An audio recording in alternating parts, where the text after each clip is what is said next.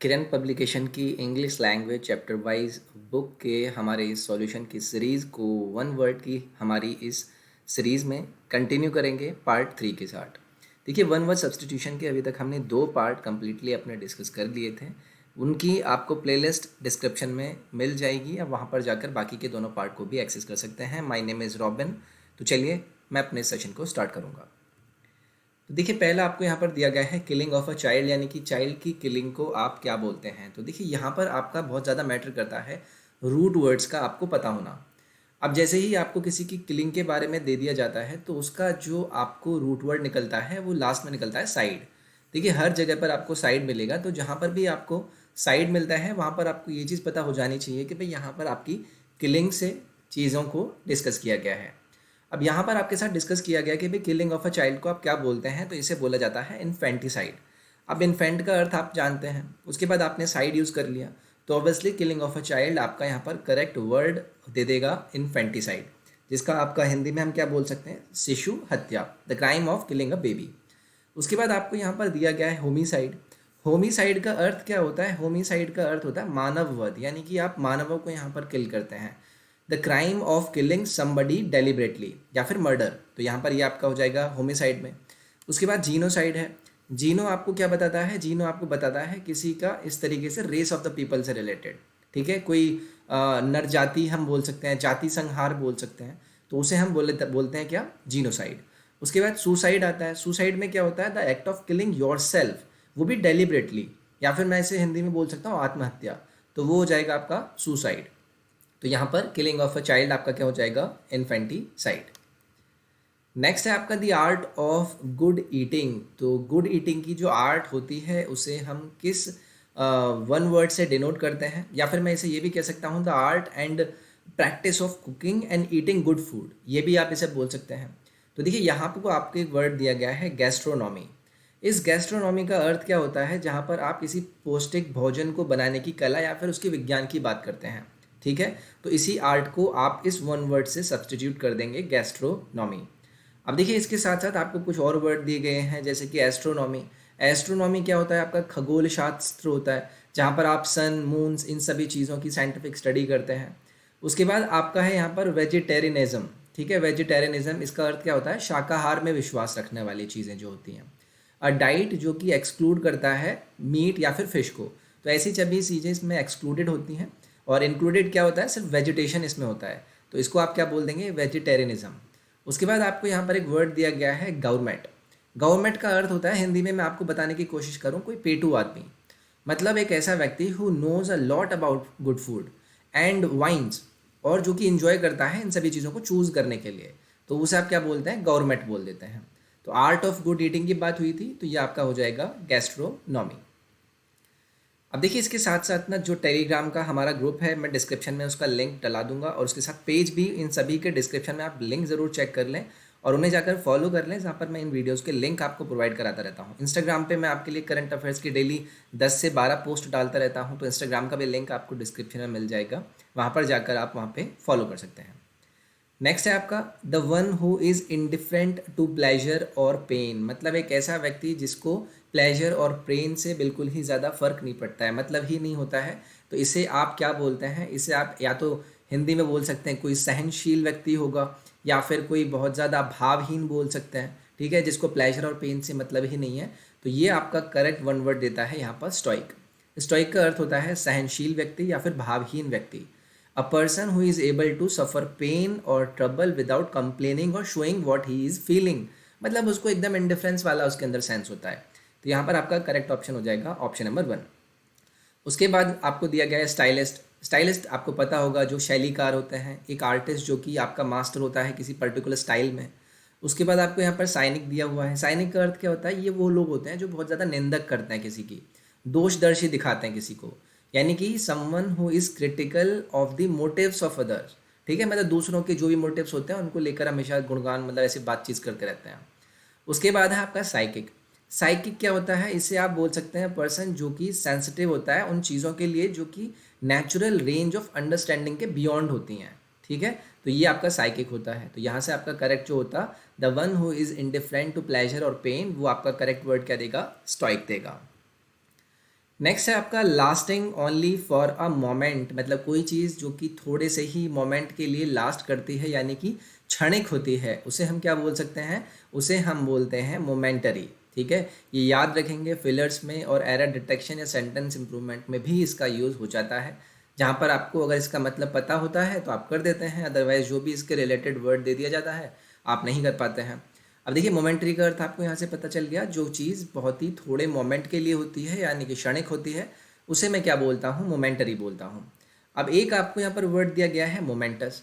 Moments का अर्थ होता है जो कि आपके लिए बहुत ज़्यादा इंपॉर्टेंट यानी कि आवश्यक होती है, महत्वपूर्ण होती है, something which is very important और सीरियस टू यू। ओके, उसके बाद आपको यहाँ पर दिया गया ट्रिवियल।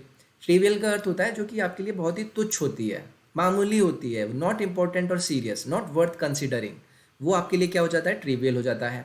उसके बाद आपको यहाँ पर पैटी दिया हुआ है। पैटी का अर्थ क्या होता है, जैसे कि मैं किसी छोटी मोटी चीज़ की बात करता हूँ, ठीक है, स्मॉल एंड अनइम्पॉर्टेंट या फिर माइनर, उसे आप बोलते हैं पैटी। तो यहाँ पर ऐसी चीज़ जो कि छोटे से मोमेंट के लिए लास्ट करती है उसे मैं क्या बोलता हूँ, मोमेंटरी बोलता हूँ।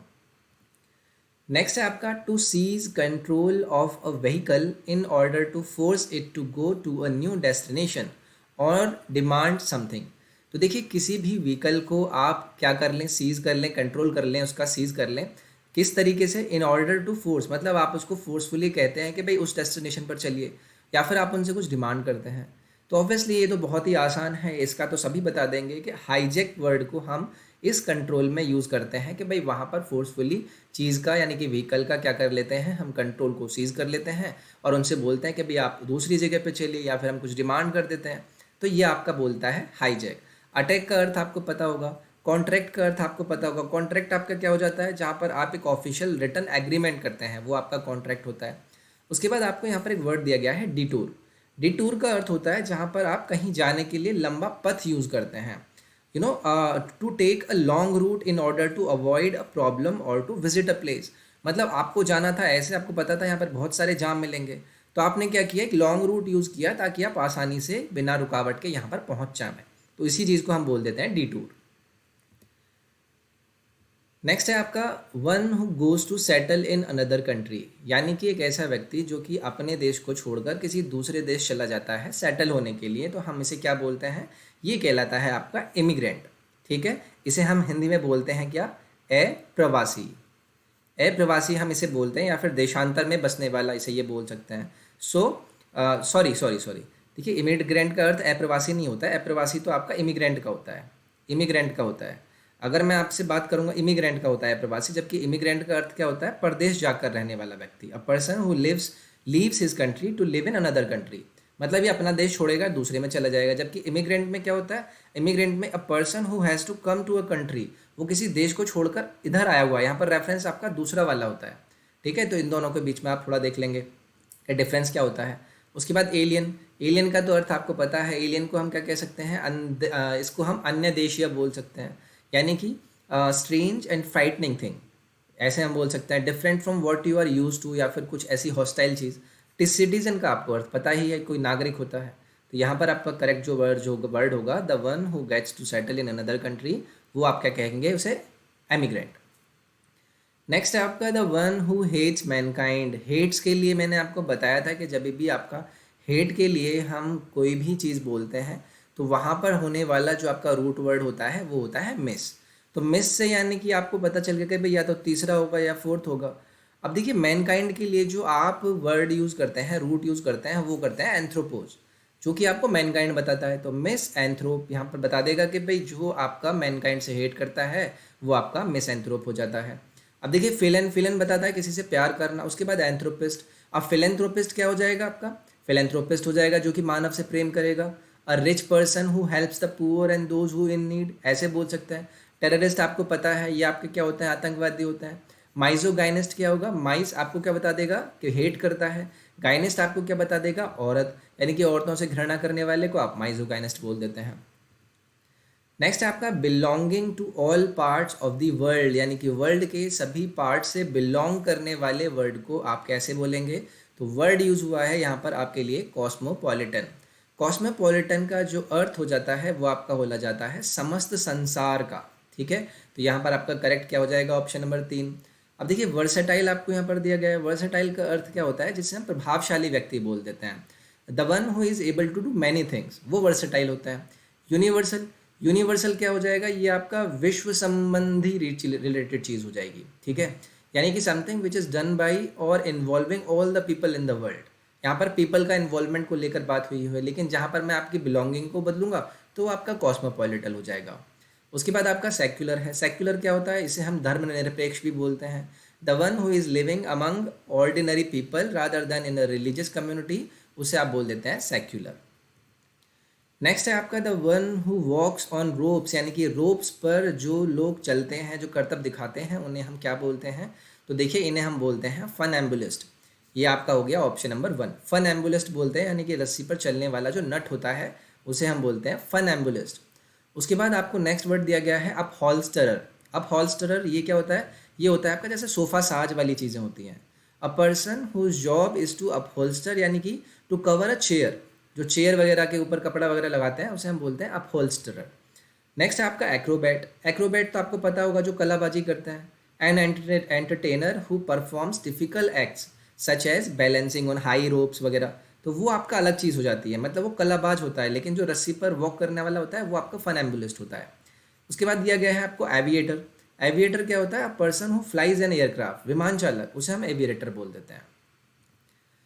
नेक्स्ट आपका the study of the origin of history of words, यानी कि वर्ड्स जो आपके हिस्ट्री ऑफ वर्ड्स हैं उनके ओरिजिन की स्टडी करने के लिए आप कौन सा वन वर्ड यूज़ करते हैं।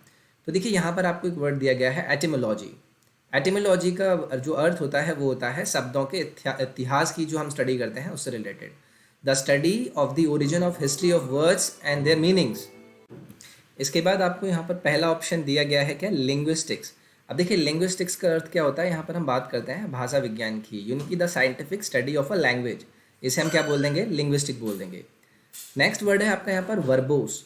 वर्बोस का अगर मैं आपको वर्ड बताऊं तो द यूजेज और containing more words than are needed, मतलब जितना ज़रूरत है उससे ज़्यादा अगर हम शब्दों को यूज़ करते हैं तो उसे हम वर्बोस बोल देते हैं। नेक्स्ट है आपका एंथोलॉजी। एंथोलॉजी का अर्थ निकलता है, अगर मैं आपको यहाँ पर बताने की कोशिश करूँ, जैसे कि साहित्य संग्रह की हम बात करते हैं, अ कलेक्शन ऑफ पोएम्स, उसे हम एंथोलॉजी बोल देते हैं। तो यहाँ पर हम हिस्ट्री के वर्ड्स के ओरिजिन की स्टडी की बात कर रहे थे, वो आपका निकलेगा यहाँ से एटिमोलॉजी से। नेक्स्ट है आपका person who breaks into a house in order to steal, यानी कि एक ऐसा व्यक्ति जो कि किसी घर में तोड़ पाड़ कर चोरी चाकारी करने के लिए घुसता है, उसे हम क्या बोलते हैं। तो देखिए ये तो सभी को पता होगा, इसे हम बोलते हैं बर्गलर। ये आपका ऑप्शन नंबर 4 करेक्ट होगा, ठीक है। ये आपका बर्गलर होता है, जिसे हम चोर या फिर सैंधमार भी बोलते हैं। उसके बाद आपको यहाँ पर एक वर्ड दिया गया है पोचर। इस पोचर का अर्थ क्या होता है, जो कि शिकारी में चोरी वगैरह करते हैं, मतलब शिकार करते हैं चोरी चकारी वाले। अ person who illegally hunts birds या फिर एनिमल्स, उन्हें हम पोचर बोलते हैं। नेक्स्ट है आपका बैंडिट। बैंडिट होता है जिसे हम डाकू बोलते हैं, ठीक है, ये आपके बैंडिट होते हैं डाकू। नेक्स्ट है आपका इंट्रूडर। इंट्रूडर आपका क्या होता है, जिसे हम घुसपैठिया बोलते हैं, तो ये चीज़ अलग है, घुसपैठिया आपका अलग हो जाएगा, लेकिन जो आदमी किसी घर में तोड़ तकाड़ी कर चोरी चकारी करने के लिए घुसता है उसे हम बर्गलर बोलते हैं। नेक्स्ट है आपका दी स्टडी ऑफ मैप्स। तो मैप्स की स्टडी के लिए जो आप वन वर्ड यूज़ करते हैं वो करते हैं कार्टोग्राफी। कार्टोग्राफी का अर्थ आपका यहाँ से निकलेगा मानचित्रण, यानी कि उसकी स्टडी करना, वो आपका कार्टोग्राफी होगा। जियोग्राफी ये तो आपको सभी को पता है, ये आपका भूगोल होता है। जियोलॉजी क्या हो जाएगा, जियोलॉजी आपका भूविज्ञान हो जाएगा, यानी कि साइंटिफिक स्टडी ऑफ अर्थ, वो आपका जियोलॉजी होगा। एटलस, एटलस क्या होगा, ये आपका मानचित्रावली होती है, जिसमें बुक्स में आपको मैप्स वगैरह दिए जाते हैं, तो ये आपका हो जाएगा। यहाँ पर स्टडी ऑफ मैप्स की बात करी गई थी, वो आपको क्या देगा, कार्टोग्राफी। नेक्स्ट है आपका टफ टिश्यूज़ इन जॉइंट्स। तो देखिए जॉइंट्स के भीतर जो आपके टफ टिश्यूज़ होते हैं उन्हें हम क्या बोलते हैं, इन्हें बोला जाता है लीगामेंट्स, ठीक है। आपने सुना भी होगा कि किसी के लीगामेंट्स में इश्यूज़ आ गए, तो ये आपके होते हैं लीगामेंट्स, जिन्हें हम टफ इश्यूज़ इन जॉइंट्स बोलते हैं। नेक्स्ट है आपका एंडोडर्म। एंडोडर्म हम क्या बोलते हैं, जो कि इनर जर्म लेयर होती है ना, इनर जर्म लेयर होती है जो डेवलप करती है living of the digestive and respiratory system को, तो वो आपका एंडोडर्म होते हैं। मसल्स आपको पता है। फाइबर क्या होता है, फाइबर आपका रेशा होता है, तो यहाँ पर जो टफ टिश्यूज़ की बात करी गई थी वो आपका क्या हो जाएगा, लिगामेंट्स हो जाएगा। नेक्स्ट है आपका the first model of a new device. किसी नई डिवाइस का जो पहला मॉडल होता है उसे हम किस नाम से जानते हैं, तो ये आपका होता है प्रोटोटाइप, ठीक है। प्रोटोटाइप बोलते हैं जो नई डिवाइस बनती है उसका पहला मॉडल जो बनता है उसे हम क्या बोलते हैं, प्रोटोटाइप। उसके बाद आपका जो स्कल्पचर यहाँ पर दिया गया है, इसका अर्थ क्या होता है, इसे हम मूर्ति कला बोलते हैं, इसको तो आपको पता होगा। आइकन का अर्थ आपको पता होगा, आइकन का अर्थ हम कैसे बोलते हैं, प्रतिमा वगैरह हम जो बोलते हैं वो आपका आइकन हो जाएगा। फोटोग्राफ का भी आपको आया नंबर मतलब मायना पता होगा। तो यहाँ पर नई डिवाइस का जो पहला मॉडल होता है उसे हम क्या बोल देते हैं, प्रोटोटाइप बोल देते हैं। नेक्स्ट है आपका building where an audience sits, यानी कि कैसी बिल्डिंग जहाँ पर ऑडियंस आपकी आकर बैठती है, तो उसे हम क्या बोलते हैं, सभी को पता होगा, इसे बोला जाता है ऑडिटोरियम, ठीक है, यानी कि सभा भवन हम इसे बोलते हैं। स्टेडियम का अर्थ आपको पता होगा, स्टेडियम क्या होता है आपका, स्टेडियम मैदान के बाहर के जो लोग होते हैं, मतलब ऐसे बाहर बैठे रहते हैं। जिम्नेशियम क्या होता है, जिम्नेशियम आपका व्यायामशाला हम उसको बोलते हैं। एक्वेरियम क्या होता है, एक्वेरियम का भी अर्थ आपको पता होगा, इसे हम क्या बोलते हैं, लार्ज ग्लास कंटेनर जहाँ पर फिश या फिर बाकी के वाटर स्कल्पचर्स को आप रखते हैं, ठीक है, तो वो आपका एक्वेरियम हो जाता है। तो जहाँ पर आपकी ऑडियंस आके बैठती है उसे हम क्या बोलते हैं, ऑडिटोरियम बोलते हैं। तो देखिए किरण पब्लिकेशन की हमारी इस इंग्लिश पीवाईक्यू जो सीरीज़ है, इसमें ये वन वर्ड्स का हमारा एक और पार्ट था। आई होप आपको ये सेशन पसंद आया होगा। वीडियो को लाइक ज़रूर करें, शेयर कर सकते हैं तो प्लीज़ कीजिए, और इसके साथ साथ जो टेलीग्राम का ग्रुप और पेजेस हैं वो आपको डिस्क्रिप्शन में मिल जाएंगे। इंस्टाग्राम का पेज लिंक आपको वहाँ पर मिल जाएगा, आप इतना ज़रूर करें। मैं फिर से आपसे नेक्स्ट पार्ट में मिलूँगा।